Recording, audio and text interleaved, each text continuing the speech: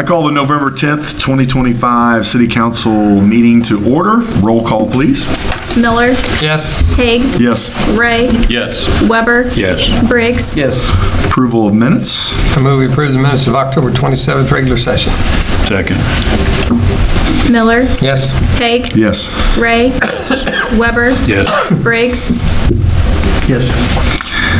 New business. Bill number 2025-74, an ordinance calling for the establishment for the filing dates for the municipal general election.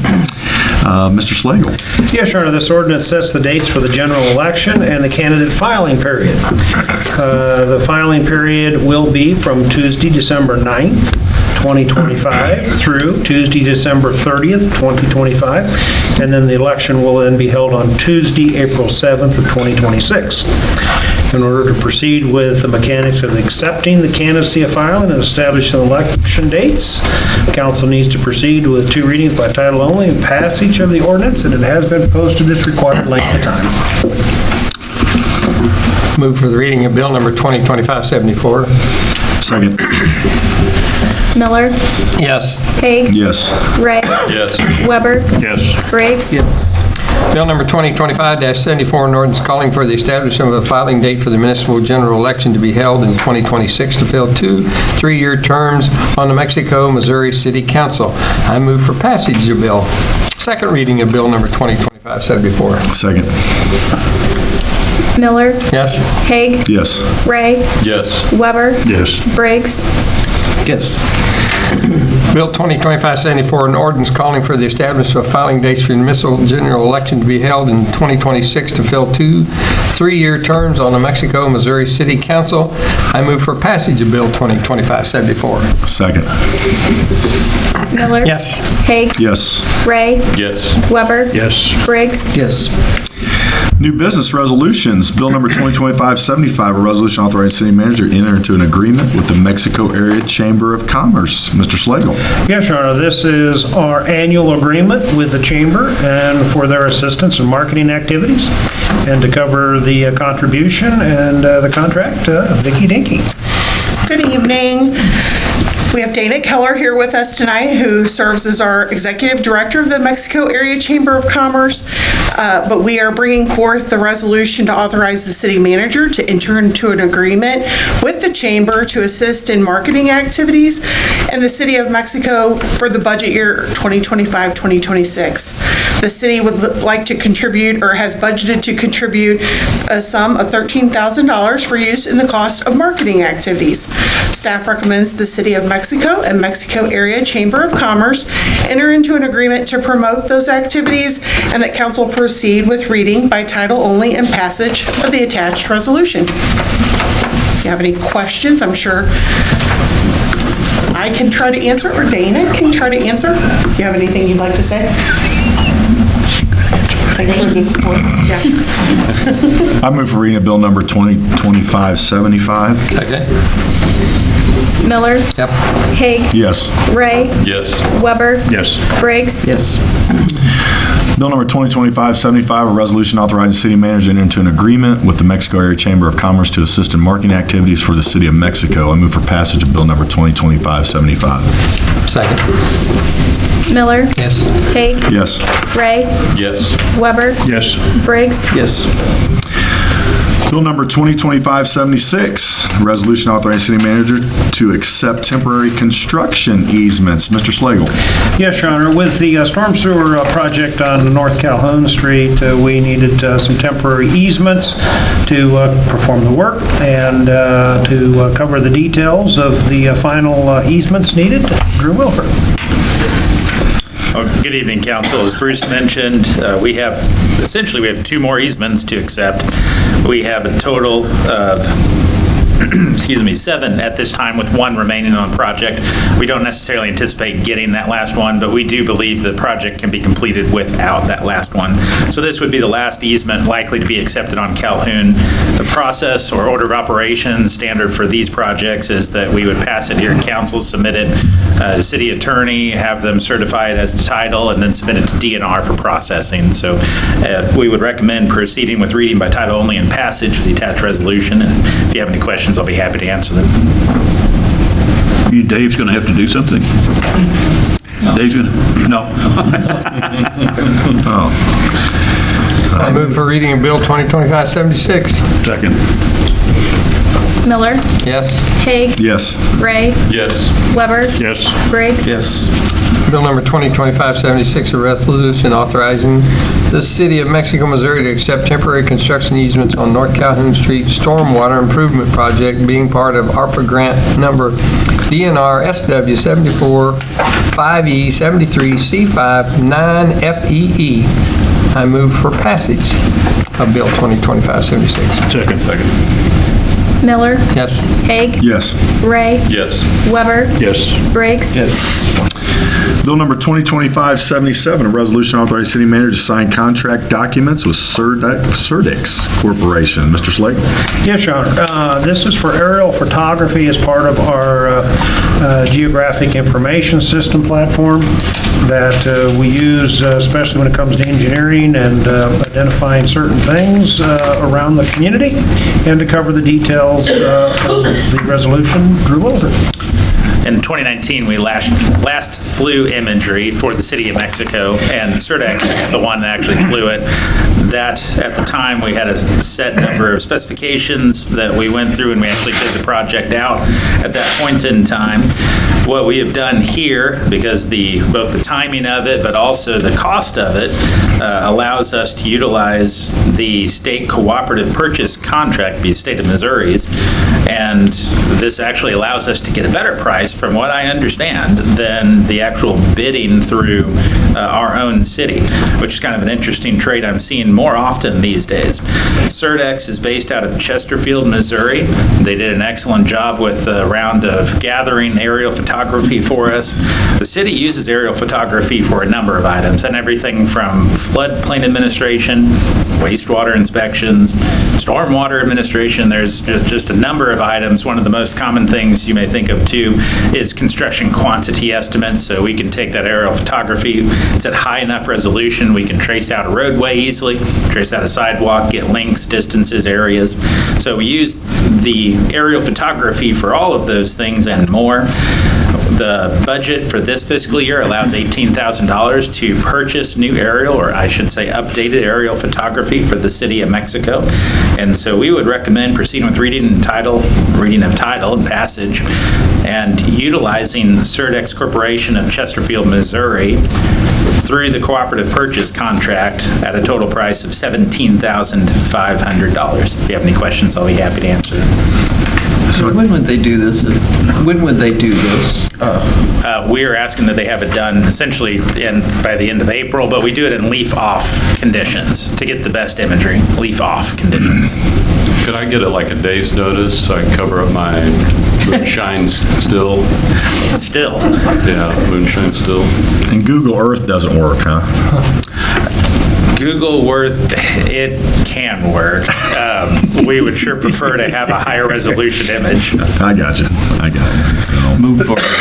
And they also go back and diagram it, right? This company's Surdex? Diagram it, I'm sorry. With the elevations and they clear up the pixel. You said the pixel was higher. Yeah, it's a higher resolution. It's what they call 3-inch photography. So they won't provide elevation data. So that would be an extra cost to it. I looked into that, but we actually got free. And interestingly enough, we're updating our floodplain boundaries. And as part of that, which I haven't heard any updates on for about 2 years now, but as part of that, we got free high-quality LiDAR data, and that gave us free elevation data for the whole entire city. Normally, that would be a $30,000 cost. Move for reading by title only, I move for reading of 2025. bill number. Second. Did I miss something? I can't. He's already going. He's already started. Sorry, guys.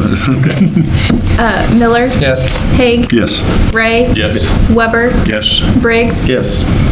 Bill 2025-77, a resolution authorizing the city manager to sign contract documents with Surdex Corporation for the 2025 aerial photography project. Move for passage 2025-77. Second. Miller, Yes. Haig, Yes. Ray, Yes. Weber, Yes. Briggs. Yes. Bill number 2025-78, a resolution authorizing city manager to sign contract or change order 1 with Rad Baker Construction. Mr. Slagle. Yes, Your Honor. This is for the North Kentucky Street Stormwater Project, and it's a big project, and there's been some things developed that we had to make some changes, and to cover the details, once again, Drew Welford. North Kentucky is our second of the largest projects. Curtis is the only other larger one. It's going to construct over 3,100 linear feet of storm sewer, over 8,300 square yards of resurfacing, and over 6,700 linear feet of curb and gutter. And I'm sure anyone who's been through there sees it under construction, and I apologize for the current look of it. We will get there, I promise you.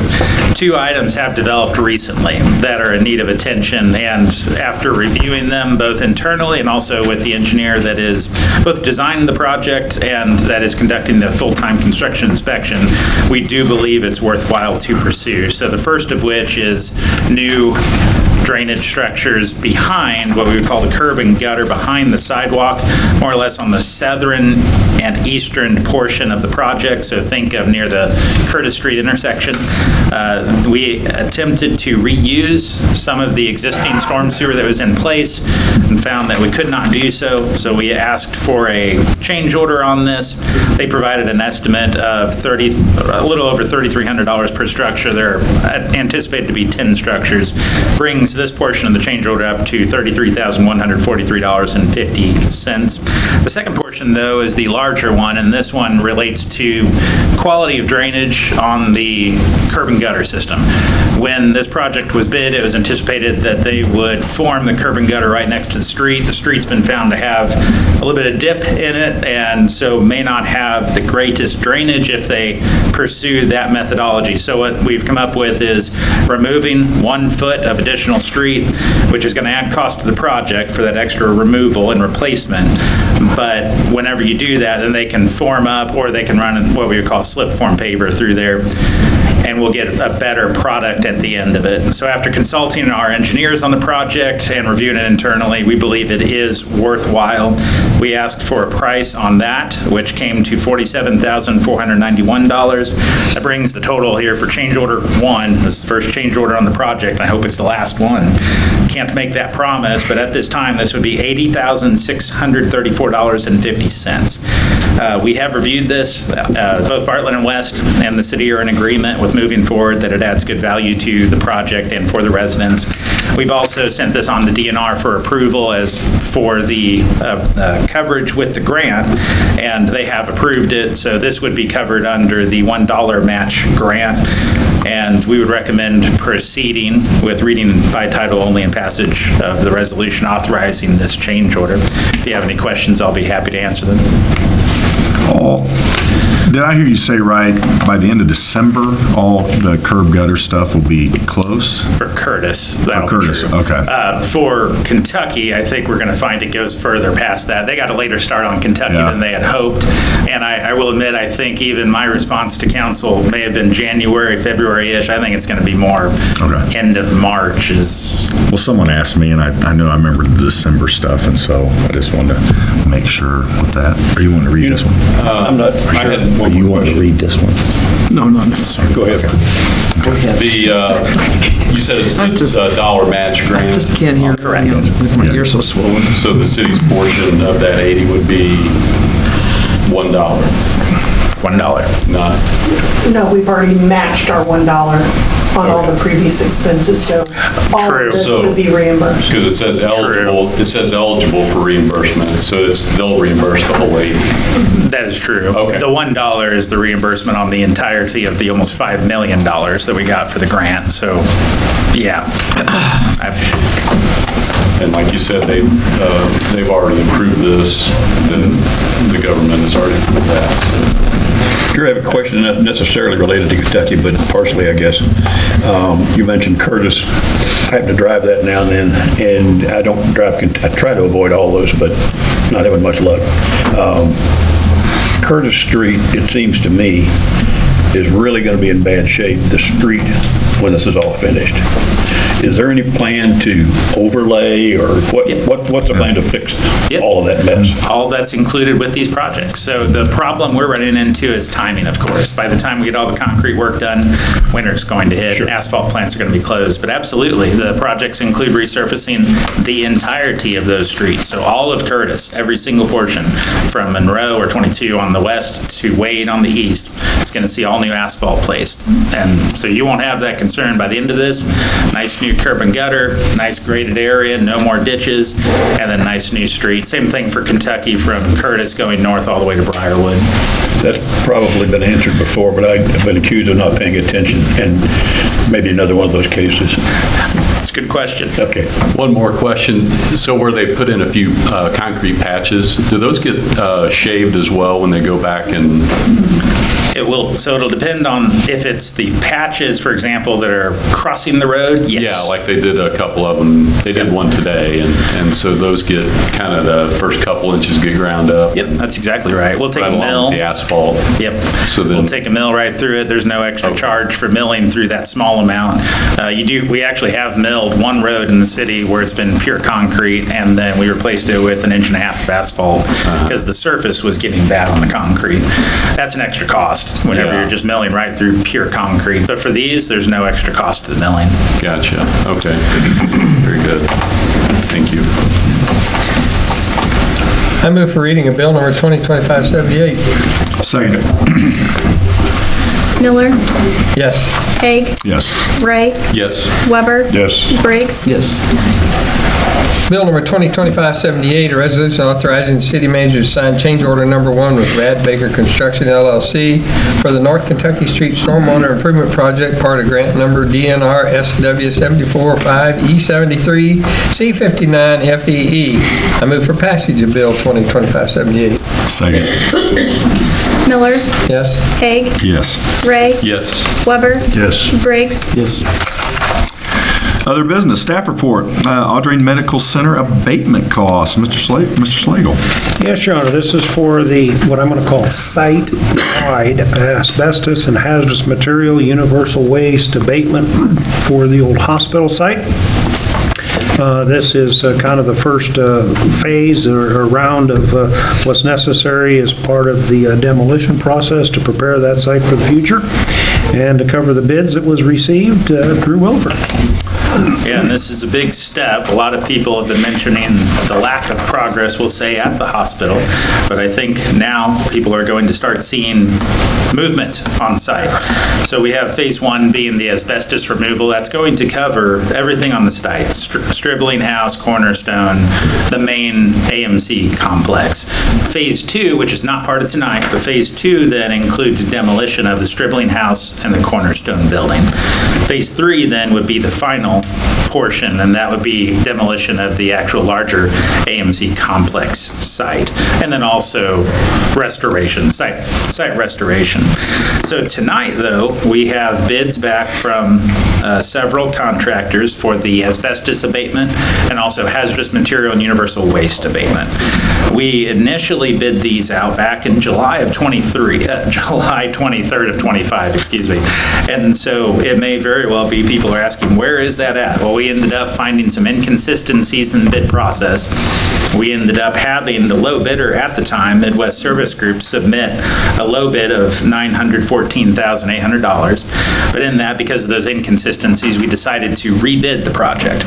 We tightened up the bid package, the specifications, we clarified a few items, and we then opened bids a second time, just not all that long ago. I think it was October 20th. And we advertised them in the Ledger beforehand. We sent those bids to 15 asbestos contractors.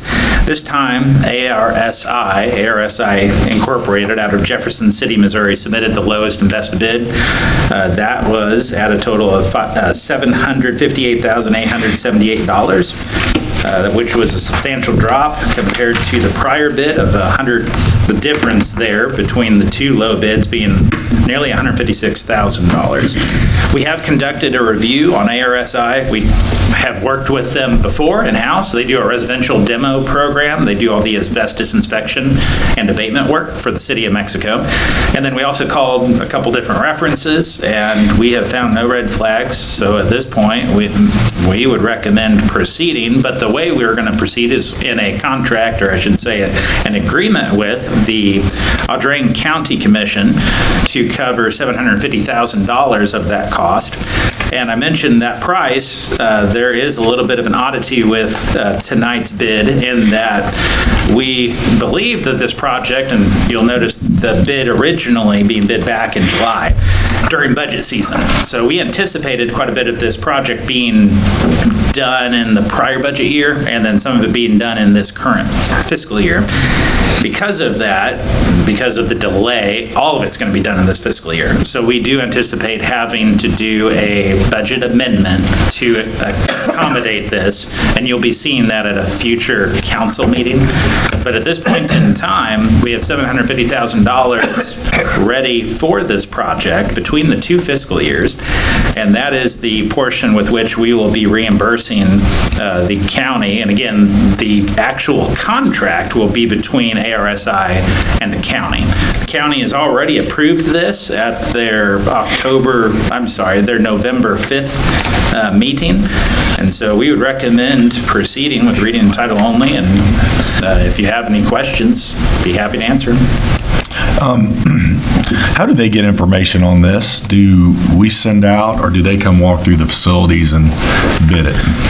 The contractors? Yes. Yeah, so we actually held a mandatory pre-bid meeting, and that was one of the inconsistencies. There was some confusion on that, but we actually required everyone to walk the whole site. And we first conducted a walkthrough ourselves with contractors. There was actually a second pre-bid meeting in there, and then we allowed even for people to return to the site as long as you were escorted by the city.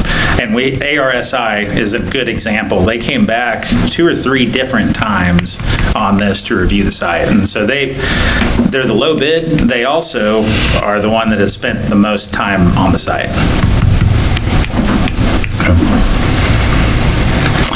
And just to be clear, we're using the funds from last fiscal year plus this fiscal year's to meet and then the $8,000 is going to come from The county. the county. Okay. That's just our agreement then, as far as what to kick in. We assumed we'd have some of the work done last year, and now that we're not, we will bring an amendment back that catches it all this year. We could leave it as in both years, but it'll just be cleaner if we do this year. So. Okay. Outstanding. I move for the approval of Phase 1 site-wide asbestos and hazard material universal waste abatement to go to RSI Incorporated in Jeff City, Missouri for $758,878. Second. Miller, Yes. Haig, Yes. Ray, Yes. Weber, Yes. Briggs, Yes. Staff report, purchase of cab tractor for the street division. Mr. Slagle.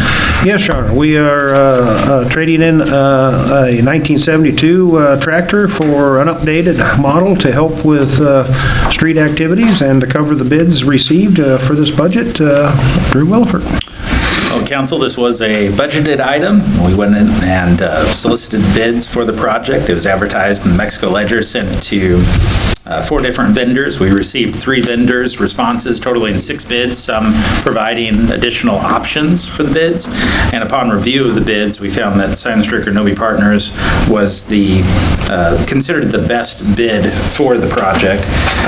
The low bid, or I should say the best bid, coming in at a net total of $47,000. I say that net because there is a trade-in value of $5,000 associated with that. We consider it the best bid. It is not the low bid on this particular project. You may note that Henderson Implement out of Fulton, Missouri submitted a net bid of $39,600. We don't have the full 10-year warranty with that, although we could purchase a warranty that would allow us 7 years. but we deem it still to be the best bid due to warranty, the fact that there's no loader included, better tires, local service, and then the ability to actually, I think that the tractor is actually on the lot, ready for purchase and pickup. So with that being noted, we have $55,000 in this current fiscal year for replacing the tractor. One big addition for us is the idea of having a cabbed tractor. We'll finally be able to use this to be blading alleys and handling any kind of other issues in inclement weather. One issue that comes to mind is actually helping with winter operations in the downtown area, having a blade on the back of the tractor, pardon me. So we would recommend the council approve purchase of the 2025 John Deere 5067E cab tractor from Simon Stricker Nomi Partners at a net price, including trade-in of $47,000. If you have any questions, I'll be happy to answer them. Move that we approve the purchase of a 2025 John Deere 5067E NFWD tractor from Simon Stricker Nobi for a net price of $47,000. Second. Miller, Yes. Haig, Yes. Ray, Yes. Weber, Yes. Briggs. Yes. Another staff report, purchase of a street sweeper for the street division. Mr. Slagle. Yes, we have been planning for this purchase for some time. We do have our current model's a 2014, and it's coming to its end of its useful life. And so we have been preparing. We usually look at this purchase every 10 years. And so we bid this under this budget year, and to cover the bids received and the recommendation, Drew Wilford. Well, Council, the Public Works Department took a little bit of a different perspective on this particular purchase, and this is such a specialized piece of equipment. We ended up pursuing a more research-focused route to find what is the best fit for the city of Mexico. We actually did a demo on 6 different street sweepers and talked to multiple vendors throughout this process. We also called references, and after seeing the units in operation and getting quotes through the state, whether it was MoDOT or whether it is the state of Missouri's cooperative purchasing sites, we have found a recommendation being the Temco 435. And this particular sweeper, there's 2 different types of sweepers we were mainly interested in. One is mechanical, which is essentially what we have right now. You can think of it from the standpoint of has the mechanical brooms and all the equipment to get it into the hopper. The other type is regenerative air, and that's more of like a shop vac, we'll say. And it's able to actually produce, it shoots out air, and it has an air curtain around it, shoots out air, almost sandblasting, air blasting the pavement, and that kicks up the debris and sucks it up into the hopper. That provided the very best results as far as street sweeping goes that we have seen. And so after looking into it, looking into the maintenance on it, looking into any kind of red flags from calling references, we don't see any. As a matter of fact, the references, City of Macon, City of Wentzville, they've had nothing but positive things to say about the experience. I know MoDOT also is using quite a few of these, and from my understanding, it's going very well. The vendor Armor Equipment out of Arnold, Missouri is we'll call them territory vendor for Temco sweepers, and we approached them. They are a vendor on the MoDOT State Cooperative Purchasing Contract, which means they have been through the bidding process, they've been vetted, all of these things.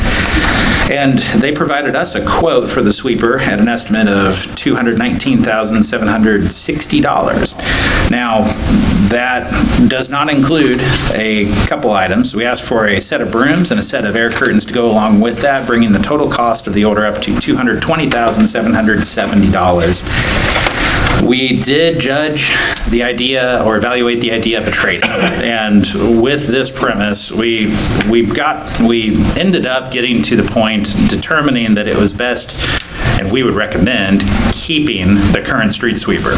There's a few questions that go along with that. So maintenance of the street sweeper, it is getting old. Second place is where do we put the street sweeper? We actually do have a location in the maintenance bay. We can pull one of the trucks out and park it underneath a sheltered area on the north side of the building where it would be out of the weather, and have a place where we can hook it in the winter to make sure we can start it at any point in time. We ended up getting a trade-in value of $11,000 for this street sweeper. That's very, very low. DeLevo is a brand that is out of Italy, and so it's hard to get parts. It's not impossible, but it is getting to be that way. And if we are only looking at running the street sweeper in extreme conditions, so I'm picturing a storm coming through Mexico where we have significant debris on the ground, or running it as a backup if the Timco goes down, I think it makes a lot of sense to go ahead and keep the street sweeper. It would be lower maintenance, you're not putting the hours on it like we are right now. I understand it probably will be somewhat of an increase in maintenance cost, but I do believe it would be well worth it. And we looked at it as far as evaluating it within Public Works, and it would seem to be the best value for the community. So we would recommend, and I apologize here, the budget for this fiscal year does provide $300,000 to pursue purchase of a new street sweeper. You'll notice that value is higher than what was there, but if you look back on the estimated bids, these sweepers range, depending on the size that you get, and anywhere from the lower end of the 200, almost 20,000 we'll say, to a higher end that's well above even 350,000. Just depends on the size and capacity of the sweeper and the horsepower of the motor. So we would recommend proceeding with purchase of the Timco 435 street sweeper from Armor Equipment out of Arnold, Missouri at the price of $220,770 using the MoDOT cooperative purchasing contract, and reject the trade-in offer for the DeLevo street sweeper. Did I dream this, or did we not have a major problem with the current street sweeper, like within the last couple of months or something? We did. We had a metal hydraulic line that broke, and we called the company there in Italy, and they could not find the part. So what we did was we ended up taking it over to Asdale's, and they were able to fabricate it for us, and we've got the street sweeper back in operation. So then obviously you think that any problems we have going forward with that thing, Asdale or somebody can help us since parts are... Yeah, that's going to be the only option.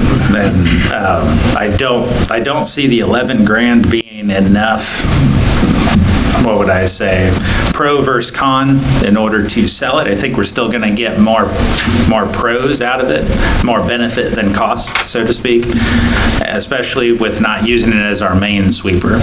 But we could run into a scenario where the wrong part breaks and we can't get it. And that is a bit of a risk, but at the same point, I think it would be a risk well worth taking with this purchase. Do we ship it back to Italy if we can't fix it? Yeah, I can only imagine. What's the warranty on it? I did get that. There is a, doggone it. I had it, and he sent it to me in an email, and I did not include it on this letter. I think I will have to get back with you on that. There is a standard warranty that comes with these, and it was not just the simple 1-year warranty that is on the quote, so that was, I may have to find that email here. My apologies. I should have had that in there, but I know that he had to look that up for me because I had that question myself. And I think it was something on 60 months, a 5-year or 125,000 mile warranty on the chassis. And in essence, powertrain, we'll call it that. So if something breaks, do they come up, fix it with that warranty, or like? So I think it depends what breaks there. If that's a very good question. I don't know. So that is a very good question. Depending on what breaks, they may come up and fix it. I think I could say that if it is something that is more or less a sweeper-related item, not a chassis-related item, I think there's a very good possibility that they will fix it here.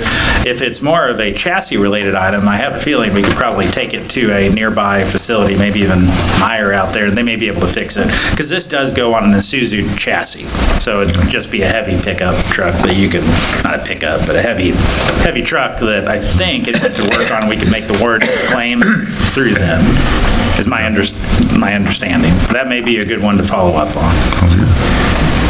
I thought just get one of you a blower and one of you a shop vac. And you Retired guys just go like that. Well, a lot of shop vacs have Because he said that wheels. regenerator blows it and then it sucks it up and one of you can do one each. A lot of them have wheels, you can just push it around. Yeah. Long cord. I move for the purchase of a street sweeper for the street division from Timco for, a Timco 435 for $220,770. Second. Miller, Yes? Haig, Yes. Ray, Yes. Weber, Yes. Briggs. Yes. Staff report purchase of a 3-lift station cellular alarm system. Mr. Slagle. Yeah, Shar, this is part of a 3-phase project as far as updating these alarms. And so, once again, Drew gets to tell us what he wants to buy. It does seem like we're spending a lot of money tonight, but it all is mostly planned for, mostly. This is one that is planned for, and we've been shooting for this goal for several years now. These systems, they allow us to remotely monitor our lift stations. We have a total of 12 in the system. This would be the last 3. These things allow us to check the pump cycles, pump time on, pump time off. We even have the ability to add rain gauges on it and even flow meters. This particular purchase would be for 3, and at the total cost of $16,678.75. There is an annual fee per unit that is charged. Now, this includes the first year of data, but that annual fee does come out to be $483 per unit. So at the end of all this, we will have a recurring cost adjustment total, and we have budgeted for this, of nearly $5,800 per year. But what we're finding is that having the capability to monitor our lift stations is helping us maintain them quite a bit better, find issues before they become significant problems. We've been able to find some problems with our pumps before they just completely burn out, and so that's been a very big addition to our crew and allowing us to do the work that they need to do. It also minimizes the amount of time that they have to come out. We used to be, they would go out weekly and check these things manually. So in part of all of this here, we did approach Municipal Equipment Company, who is the provider for the cellular alarm lift station. They are deemed to be a sole source provider at this point because the lift station alarm system needs to integrate into the same online system that we have for all the other lift stations. And again, they provided that price of $16,678.75 for this. We have a budget of $17,500 in this fiscal year, so we do recommend council authorize the purchase for 3 lift station cellular alarm systems. If you have any questions, I'll be happy to answer them. An alarm system to tell us when we need a new pump. I was going to say, that's why we didn't have a pump on here tonight, right? No The alarm pumps. told us. No pumps tonight. I move that we purchase the lift station cellular alarm systems for $16,678.75. Second. Miller, Yes? Haig, Yes. Ray, Yes. Weber, Yes. Briggs. Yes. Another staff report, purchase of equipment to upgrade the ultraviolet disinfection system. Mr. Slagle. Yes, this is for the wastewater treatment plant, and this is for upgrading the UV system that we need to do to be able to discharge wastewater. So cover the details once again, Drew. Well, this is year 2 of 3, so we're getting close on this too. We have a bank of UV lights that are used for disinfection. Any wastewater plant that discharges to a stream that might be used for fishing, whole body contact, swimming, boating, things of that nature, you must comply with certain permit regulations, which include disinfection. So back when they built phase 2 of the plant, they used the UV system, and unfortunately now we can no longer get parts for it. Seems that they have phased those out. However, upgraded parts are available magically from the same vendor. So we've started phase 1, and that's gone well. This would be the purchase for phase 2 materials only. We would also have labor included in this, and we're looking at having our on-call electrician do the labor. That likely will come back to council for approval, but this would just be for pursuing the purchase of the parts. We approached Veolia Water Technologies Treatment Solutions out of Leonia, New Jersey, to obtain the quote, and they provided that at $14,046.86. The budget for this fiscal year does include $26,000 to cover both the parts and, as I mentioned, labor before for this work. And again, this is year 2 of 3. So we would recommend proceeding with approval of the purchase. If you have any questions, be happy to answer them. Do you feel like the labor's going to come in, at 12,000 or less? Yes, we do. Okay. We've talked with them before about it. Good idea. I move that we approve the purchase of the required equipment to upgrade the ultraviolet disinfection system for the wastewater department at a cost of $14,046.86 from Veolia Water Technologies Treatment Solutions, USA. Second. Miller, Yes. Hague, Yes. Ray, Yes. Weber, Yes. Briggs. Yes. Staff report repair work on the Mexico Industrial Rail Spur.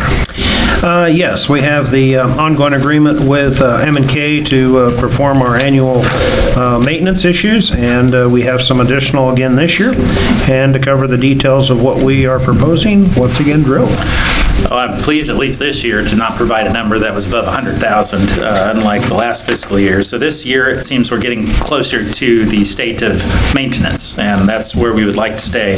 What we have in this year's maintenance is with M&K Rail Construction. They are the on-call, we'll call it on-call rail consultant, or contractor, I should say, for the City of Mexico. That was approved back in September of 2022. And M&K Rail has been doing a good job for the city. We have monitored their work, and their work's been satisfactory, and their communication's been very good. So when they did work earlier this year, they also did an inspection for us, and during that inspection, they found essentially 3 categories of items to work on in the next fiscal year. That would be including tie replacements, so they're looking at about 30 tie replacements and tightening bolts on those, and then switch tie replacements. I think there's 2, 3, 4, 5, 6, 7 switch ties, it looks like, included in this. And then in addition to that, some alignment and vertical changes to the track. All of that totaling $30,173.43. The annual budget provides $35,000 for railroad improvements through the Economic Development Fund. So we'd recommend council approve the repair work and authorize them to proceed with repairs. If you have any questions, I'll be happy to answer them. What section of rail is this? Well, it's going to be throughout. The Mexico Industrial Rail Spur, it starts at... Pick up and go and heads... Yeah. Cyril Coffer. Just a little bit west. south of Lakeview, and starts to Y off from the main line at that point, and it goes back to the west and goes north of the school building, north of Right. Abacus, and eventually feeds Cerro. So it's that section through there. All owned and maintained by the City of Mexico. All other track in town is owned and maintained by other entities. Do we mow that area through there for that rail? We do, yeah. We also spray it. We'll spray the rail line itself. And the width of that mowing and sort of thing would be the, whatever shows up on GIS mapping, I guess, Yep. okay. I guess, so we spray the rail line. I guess I said yes on that. I may double check that. We spray the rail line. and That may Like be the by... gravelled area Right. of the railroad ties and tracks and Exactly. then the shoulders and that sort of thing is... Yep, so the rail How far actually out? runs through an easement. It's actually a rail easement through there, and so it would operate the same way any other easement would do. So if a property owner is adjacent to that, they would be responsible for technically the mowing aspect of it, but we do spray everything on the actual rail line and in that, the ballast or the gravel area itself. Okay. But that's where I think the technical answer lies. Easement. Yeah, I don't want to get into this again because I know we need the rail spur. I would never question that. But I'm curious as to how much it's used, how many times a day, how many times a week, how many times a month is there? traffic on that rail spur? Yes, so the way I understand it, Cerro Copper has Ozark Valley Railroad serves them once per week, is my understanding, and I think that's pretty well every single week. So in some ways, they are reliant on that rail spur. I know that's been a topic in the past discussed. We're currently working on, still in amongst all the other projects, it's taken a little bit of a backseat. We're trying to work towards extending Smiley Drive at the moment in time, and Sarah's been very good to work with and trying to move forward with that. So we may try to look at that issue once Smiley Drive is done and complete, or however it may be with the council's desire there. I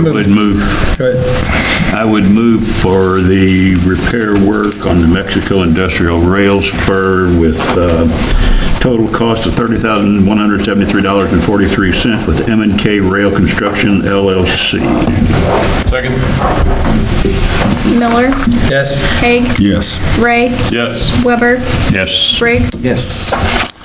Purchase of a multifunctional copier, Mr. Schlegel. Yes, this is for the second floor copy machine. Current copier is over 6 years old, needs to be replaced.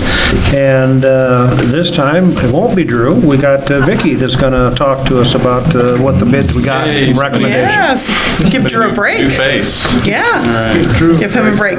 So our annual budget allocates $15,000. So as you can see, we have received a very competitive bid from the Conica Minolta Business Solutions. From our checking with them, we realized they have a national bid right now on that particular machine, and it compares very closely to what we have now. That's been quite a workhorse for us, has well over 1 million copies on it, and we give it a good workout every year. Prints our council packets, budget documents, a lot of other things in between. So we've advertised for this purchase in the ledger, and we've contacted all the local vendors that have asked to be notified when we have purchases like this.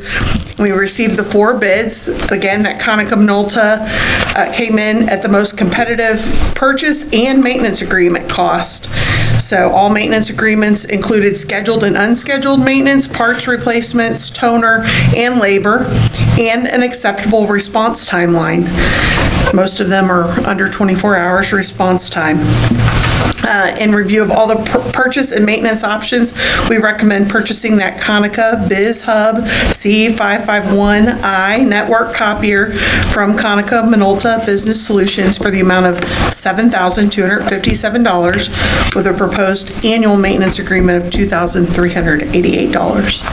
If you have any questions? You mentioned something about a national bid? That company. What group is that through? They are branded as Conica, so I'm guessing that that's just what that Business Solutions company was able to contract with Conica for a national bid. Is that what you understood, Patrick? Right. He did some checking on that as well. So just kind of a direct from manufacturer more than through a, okay. Yeah. But they are what you say, contract. Yeah. They have a state, kind of a state. A state contract, yeah, with the state of Missouri, yeah. Kind They of have a price sheet through the state. Nice. And then how long can we be guaranteed on that yearly maintenance? Through the life of the machine, I think, is the way the contract reads. So generally, we find, year 5 is when we really start shopping. It's time to replace them, specifically this one, because it just gets such a workout every couple weeks. Yeah, 5-6 years. Thank you. I move we purchase a Conica BizHub 555Li for $7,257 from Conica Minolta Business Solutions Chesterfield with a maintenance agreement of $2,388 per year. Second. Miller, Yes. Haig, Yes. Ray, Yes. Weber, Yes. Briggs. Yes. Purchase of a truck for the Parks Maintenance Department, Mr. Schlegel. Yes, this is for a heavy-duty model truck, and to cover the details of the bid and the recommendation, Shannon? Good evening, Mayor and Council. This truck was something that was in the budget about 3 years ago and could not get a timeline, and so then we're finally here tonight to be able to get a timeline and hopefully get this truck purchased. In our capital outlay project, our budget, we have $160,000 that is slated in the budget, so we did send this out to 17 vendors. We did receive 5 bids were received. One of them didn't meet spec, another one couldn't honor their price, and so after going through all the specs, Sarah Chevrolet was able to meet all the specs except for one, which was including of a spare tire, but everything else, the main points of the package, they were able to honor our spec sheet, which you will see that included in your package. We do have a truck offer that they declined. They offered $3,000. We think we'll be able to get more than that on through Gov Deals or through Purple Wave through auction. So we did decline their trade-in offer. So be happy to answer any questions, but we are recommending Sarah Chevrolet for the purchase of the truck, and it's within budget. I move for the purchase of a truck for the park maintenance department from Sarah Chevrolet Buick GMC in Madison, Tennessee for $156,875. Second. Miller, Yes. Haig, Yes. Ray, Yes. Weber, Yes. Briggs. Briggs. Yes. There you go. Sorry, my voice is... All right, pay the bills. Do we pay claims? Second. Miller, Yes. Haig, Yes. Ray, Yes. Weber, Yes. Briggs. Yes. All right, council comments. Mr. Ray. We had a fun time cleaning up over at I don't know, were you going to say something? Go right ahead. Okay, at the cancer wing over at the hospital. So it's looking pretty spiffy over there. It was nice that all the about 16 staff agreed to come and work on that Saturday, and it was very nice of them to do that. I think we got a lot done, and the folks that were there worked fast too, so we even got done earlier than expected, and it was good to see that. And then, were you going to comment about the award that the accounting got, or? Go right ahead. You're on a roll. I didn't want to, okay. Well, I want to congratulate Ms. Dinky and her staff for the award that was received for the Government Finance Officers Association, and got that certificate. And that was, how many years in a row? 36. 36, so that's pretty awesome. Way to go. A lot of hard work. Appreciate that. That's all I have. Ms. Briggs. I don't have anything. Nothing. Just glad, I've been under the weather, I'm glad to be feeling better, so kind of missed out on a lot. Mr. Miller. I ditto Vicky's deal. Okay, yeah. Very good. Mr. Weber? Me too. Okay. Mr. Slagle? Councilman Ray said it all. Yeah, he said, oh. He said everything exactly the way I was going to say it. Yes, congratulations to the accounting department. As I tell everybody, all our departments do great jobs, and we appreciate that. Excitement of the chamber industrial dinner. It was nice, and it was awesome to honor all our businesses, and now knowing that Western Smokehouse is fired up and rolling, and they did a nice job on their presentation, and so it's always fun to go out there and see all the businesses that help make Mexico go. Yesterday, got to present Justin Ham. If you didn't know, he was appointed by the governor as a poet laureate, and read one of his poems, and so he'll do a 2-year thing. He's part of the Mexico Public Schools, and so we wish him well on that, doing that. So other than that, that's all I have. So we need to adjourn into... Oh, yeah, sorry, I forgot the public. If anybody in the public would like to come talk, you have to come to the podium, state your name and address, and you have 3 minutes. Seeing nobody, we need to. I move we adjourn into executive session pursuant to the revised statutes of Missouri 610-021, litigation and legal advice. Miller. Yes. Haig. Yes. Ray. Yes. Weber. Yes. Briggs. Yes.